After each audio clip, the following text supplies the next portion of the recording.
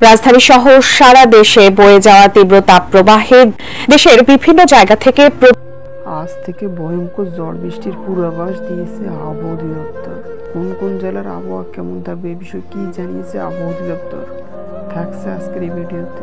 প্রিয় দর্শক, আপনি কোন জেলা থেকে ভিডিওটি দেখছেন তা অবশ্যই কমেন্ট করে আমাদের জানিয়ে দিন। টানা কয়েকদিনের তাপ প্রবাহের মধ্য যে নতুন বাংলা বছর এসেছে তার প্রথম দিনে দেশে মৃদু থেকে মাঝারি ধরনের তাপ প্রবাহ বয়ে যাচ্ছে। এর মধ্যে আজ বুধবার ঝড় বৃষ্টি হতে পারে বলে পূর্বাভাস দিয়েছে বাংলাদেশ আবহাওয়া অধিদপ্তর।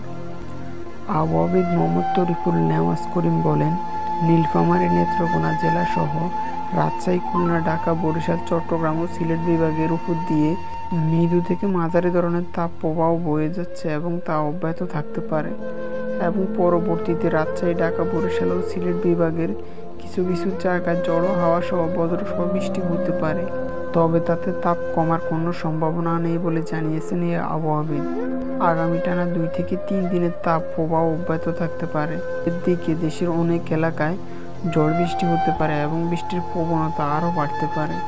পয়লা বৈশাখের সর্বোচ্চ তাপমাত্রা রেকর্ড করা হয়েছে 40 ডিগ্রি সেলসিয়াস রেকর্ড করা হয়েছে রাঙ্গামাটিতে। এর আগের দিনেও সেখানে একই তাপমাত্রা রেকর্ড করা হয়। গতকাল ঢাকার সর্বোচ্চ তাপমাত্রা ছিল 37.5 ডিগ্রি সেলসিয়াস। বাতাসের তাপমাত্রা ছিল 34-30 ডিগ্রি সেলসিয়াস উঠেছিল। তাতে মৃদু তাপ প্রবাহ ধরা হয়। 38 থেকে 40 ডিগ্রি সেলসিয়াসকে বলা হয় সাধারণত মাঝারি থেকে। এর আগে 42 ডিগ্রি সেলসিয়াসের উপরে উঠলে তাতে বলা হয় অতিরিক্ত তাপমাত্রা। সর্বশেষ গত 6 এপ্রিল চুয়াডাঙ্গা চলিত মৌসুমে সর্বোচ্চ তাপমাত্রা ছিল 42.2 ডিগ্রি সেলসিয়াস রেকর্ড করা হয় এবং বাংলাদেশে এপ্রিলে উষ্ণতম মাস ধরা হয়েছে। দেশের প্রায় সবখানে এখন তাপ বিরাজ করতেছে।